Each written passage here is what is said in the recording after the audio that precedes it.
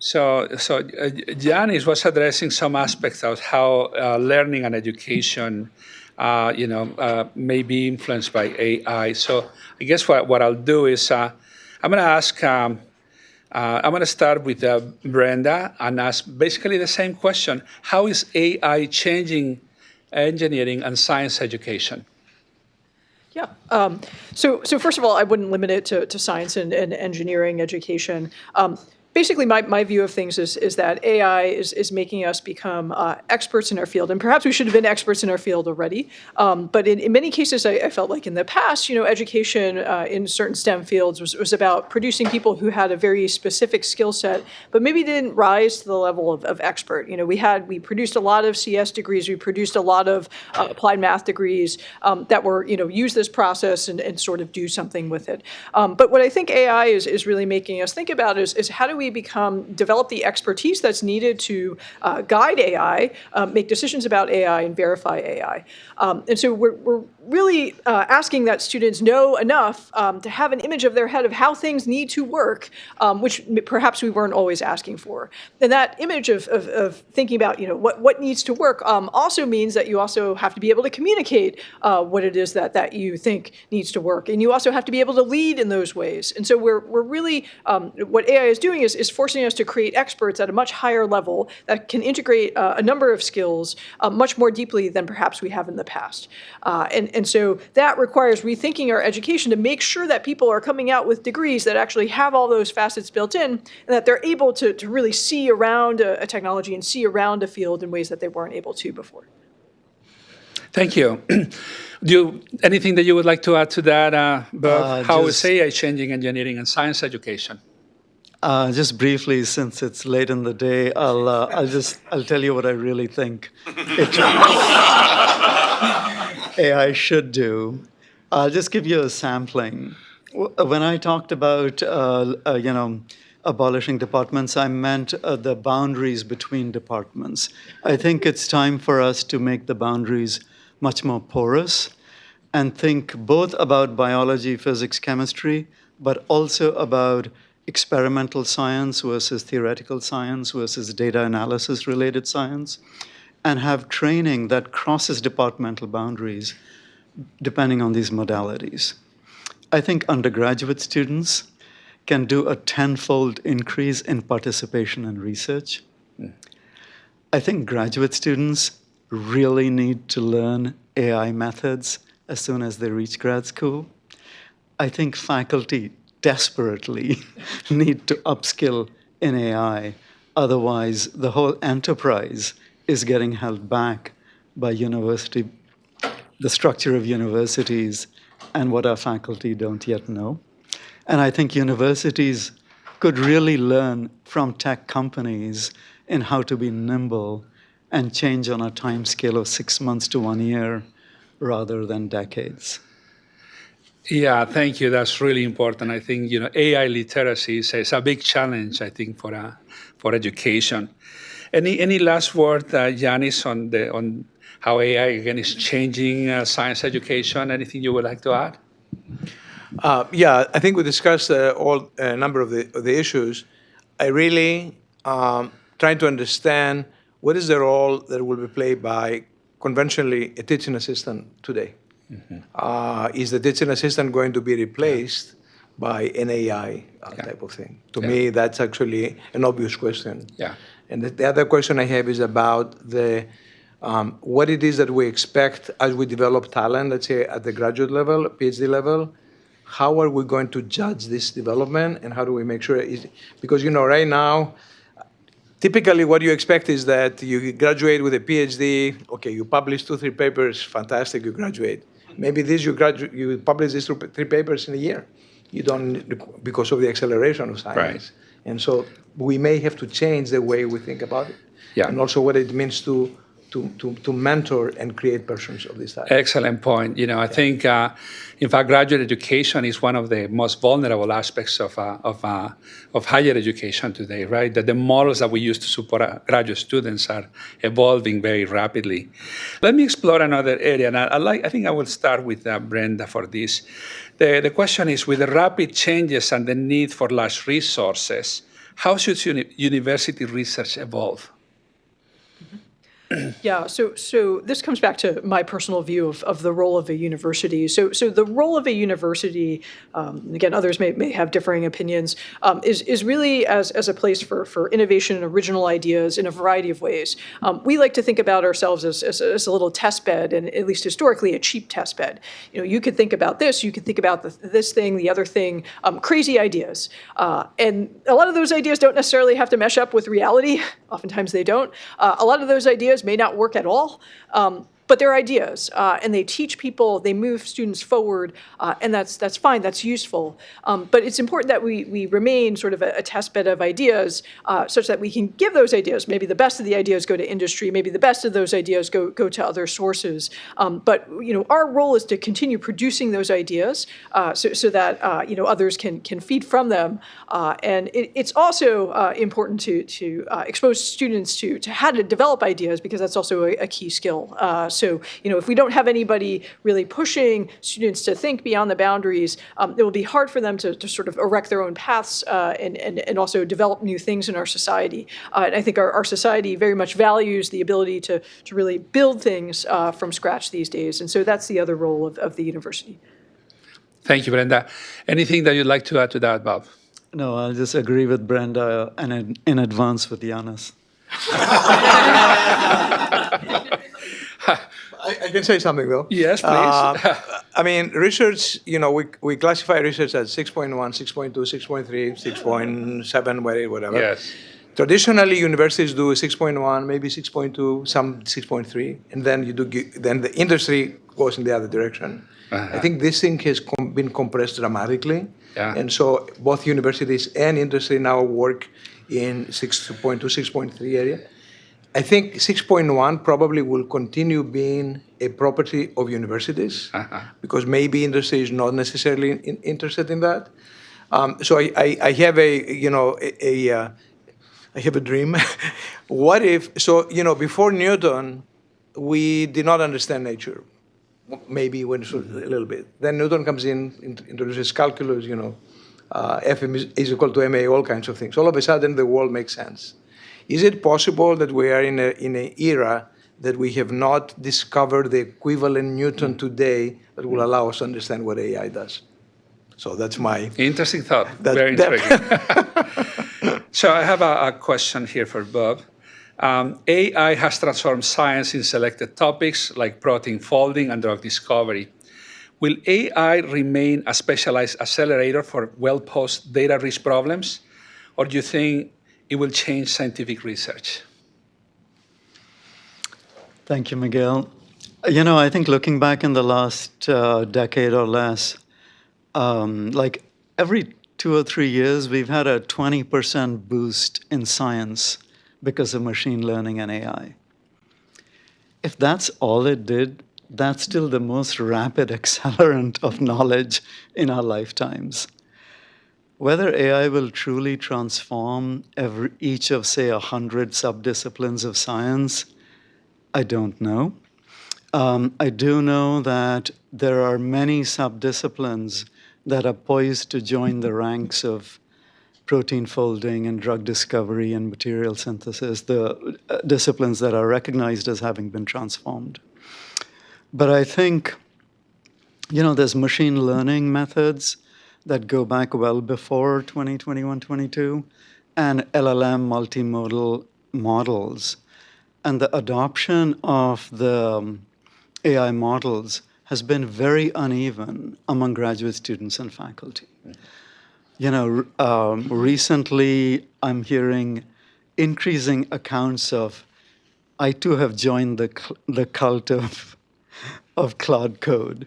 I'm sorry that I'm talking about the company that is not part of the group represented today, but they have produced this tool that really shows us how to collaborate. I mean, I do think of AI as another kind of different form of intelligence, and this tool has shown me how that can be a cognitive partner in my cosmology research, in my darkest personal thoughts, and everything in between. So I think it's TBD, but I think every individual scientist now has the chance to explore and boost their productivity in new ways. Yeah, I totally agree. I think just it's really exciting to think how we'll influence the most diverse areas, right? Geology, space physics, just take it, and everywhere there is an impact that really can be had. Do any of you want to add on this particular subject, Brenda, Yannis, or do we move to the next? Sure. Please, go ahead. I'd love to add. So for a lot of us who spent a lot of time doing biochemistry, we never really believed that the AlphaFold movement would happen. And so, from my perspective, I think most fields can be there. The way that AI has changed things is not just the interdisciplinarity, but it's the thought that we can make a model that can understand our world given enough data. And while that might sound obvious to many of us, maybe it wasn't obvious in a lot of fields. And so while we don't necessarily have that data in all areas, it does suggest a path towards understanding that fields didn't have before. So perhaps we need more particle physics data. Perhaps we need more chemistry data where we understand how reactions progress in different ways. Perhaps we need more data on social dynamics, right? But if we have that data, then we can understand things in new ways. And so I think that has very much changed the field about the way people think about data, the way people think about how we can achieve understanding. That's completely different than it was about 20 years ago. So I think many fields will reach that moment once they can actually articulate the data that they need to get there. Mm-hmm. Let me switch gears. I have a question that I think I'd love the three of you to have an answer before we go to the very last question. The current question is, let us start with Bob. What is lacking in or missing from the current AI for science discussion?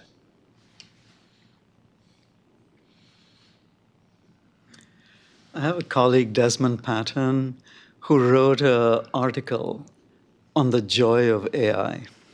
There are many dimensions to using AI for science. And, the point has been made that, it's our partner. We can choose to use it how we do.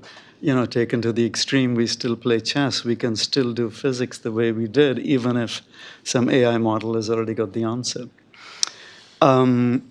I think reflecting on collaborative science with AI as both a partner to the individual and as a mediator to the group is something we have only begun to do, if at all.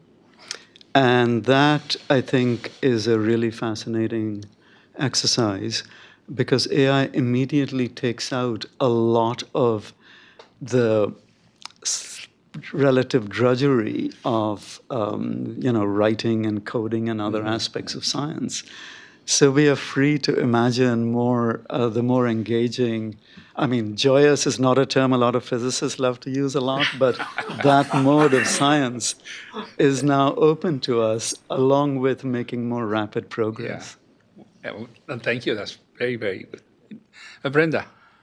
Sure. I think this was somewhat said, but I think it's really the ensemble nature of things that's arising, that we can have an ensemble of AIs, people, and others working together in a collaborative form that wasn't there before. And I think for people who don't necessarily use a lot of AI, they don't quite see this. They don't necessarily see the transformations that are happening.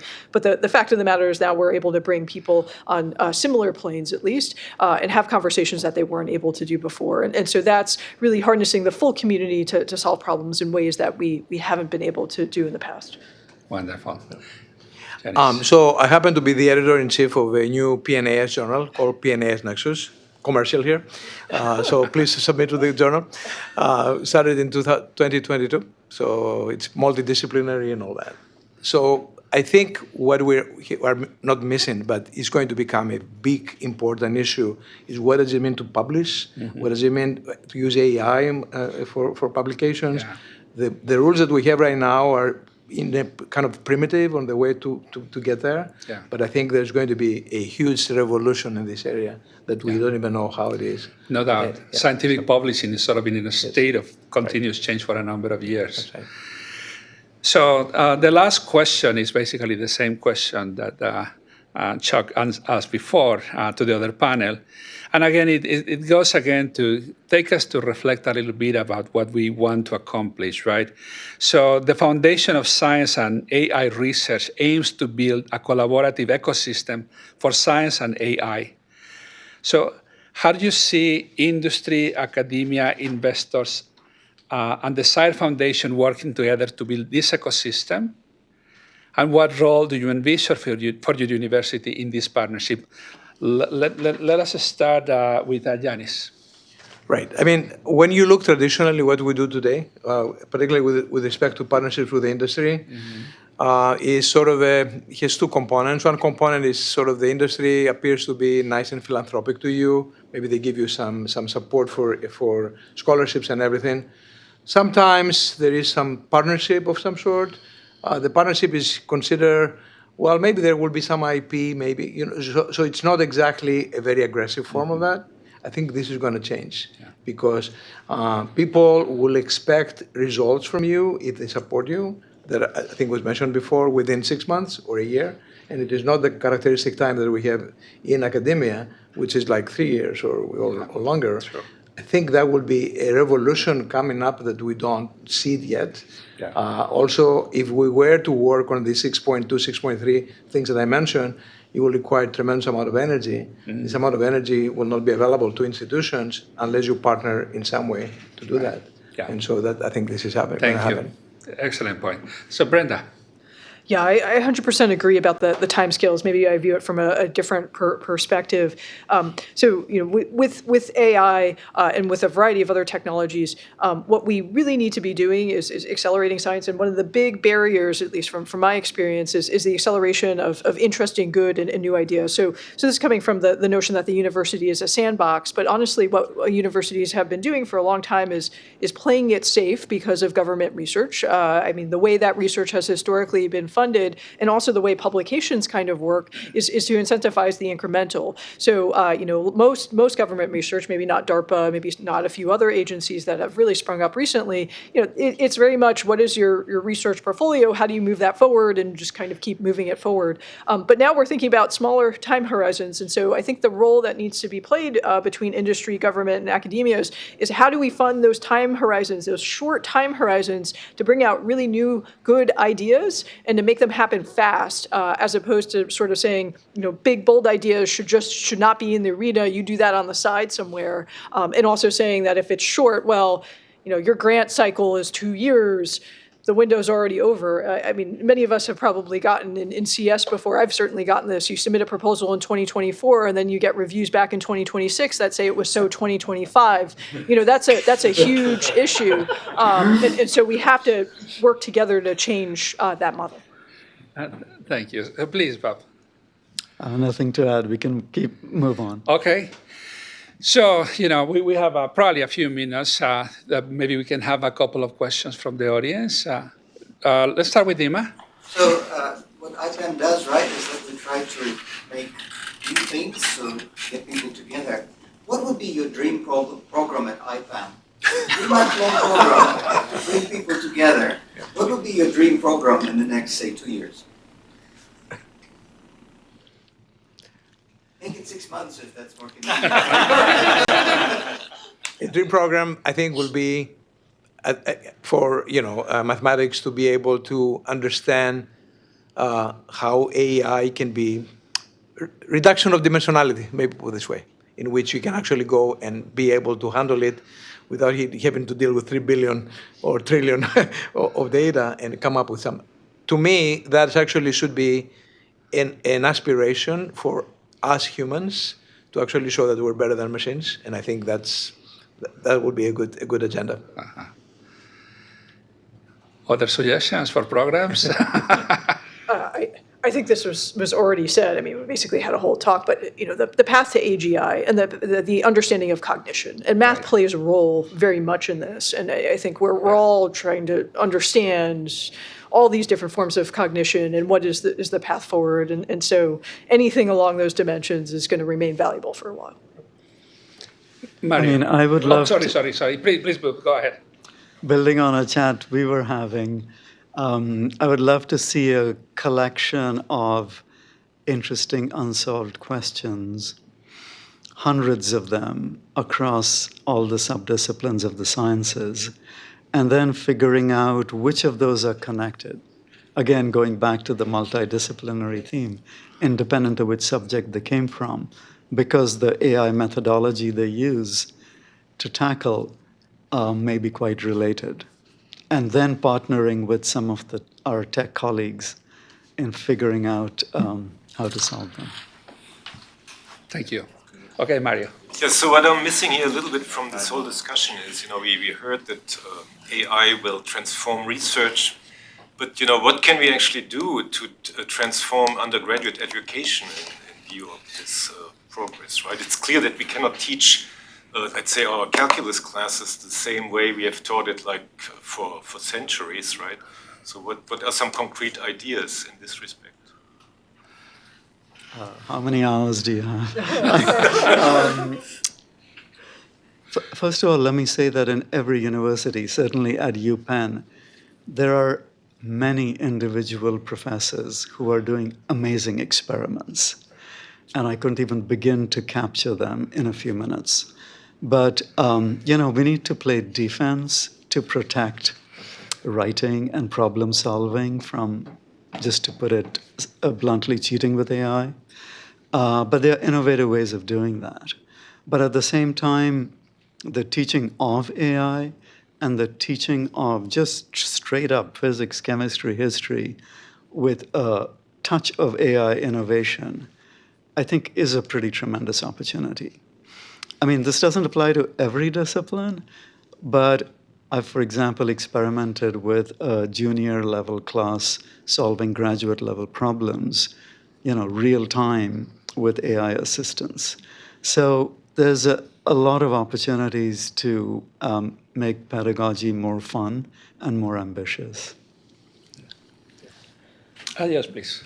So I just one sort of framing question, which is, and it keeps sticking with me during your whole conversation and giving the specific examples about the scientific applications, is that, but also I think, Yannis, you had said something early in the conversation that stuck with me about just the scope of all of it, the scope of the change. And years ago, I had a conversation, a very weird one, with James Watson, who made a point of commenting that that the reason he thought that people remembered who he was is he was one of the last scientists who worked on something that people could understand.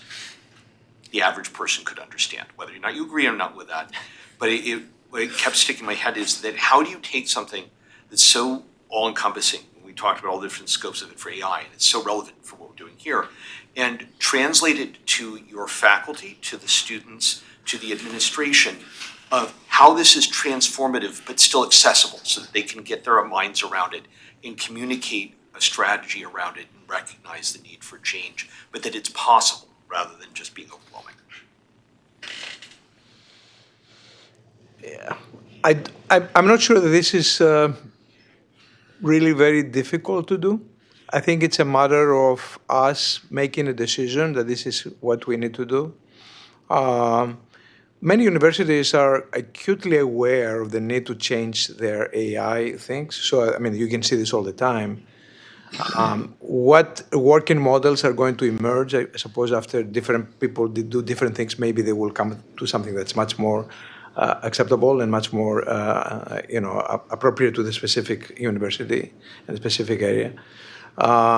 It is true that, I'm sure here at UCLA, definitely at USC, there is a palpable anxiety to some extent about AI. There's no question about that. And people trying to come up with understanding where we're going with that. It's administrators actually, they get it right now. You talk to presidents or provosts, they understand that this is a very important transformative part. And it changes very, very fast. That's the other thing that happens. So, yeah, it's let me say that when I was trying to put together my presentation, I mentioned at the National Academy, I was looking at my slides every day, and then I realized that I had to drop some of them and put some new ones because AI, there was something new that came out as AI. Things are happening at an extraordinary fast pace. So. Yeah, I suppose my view of it is, we've been through this before with computers, right? If we go back and we say, how did some people react to computers? We can remember that some people didn't want to use computers, didn't want to deal with Wikipedia, didn't want to deal with Google, blah, blah, blah. the point of at least our strategy at Brown, and Brown is a somewhat different institution than others, is just to make sure people understand that you will be surrounded in it. It is here. It is not leaving. It is not going away. You're going to be immersed in it, just like everybody uses Google. Everybody's going to use AI. And so we put out the tools in many different places. That's conversations, that's forums, that's projects where we work together. We make sure it's out there. And I'm sorry, but like in higher ed, we can't knock on doors and say, you got to do this today, because then people just don't come to those doors anymore. And so, you put it out there and you see that people imbibe it in the ways that they're going to imbibe it, and they incorporate it into their disciplines in the ways that they're going to do it. And nobody can tell you how to incorporate it into your discipline. So our model is to just make sure people know that it's out there, and here are the skills, and here are some people who can help you, and go. Yeah, thank you. I think that's a really good point perhaps to stop, because we're out of time also. But your AI is here to stay. We saw today that there's so many exciting opportunities and developments. Really everything that was presented today tells us that this is something that needs to be embraced. So I'm going to invite Dima, because presumably you have some closing remarks. And Not that much. I just basically wanted to thank, first of all the panelists and Miguel and Chuck and Terry for a wonderful day. yes.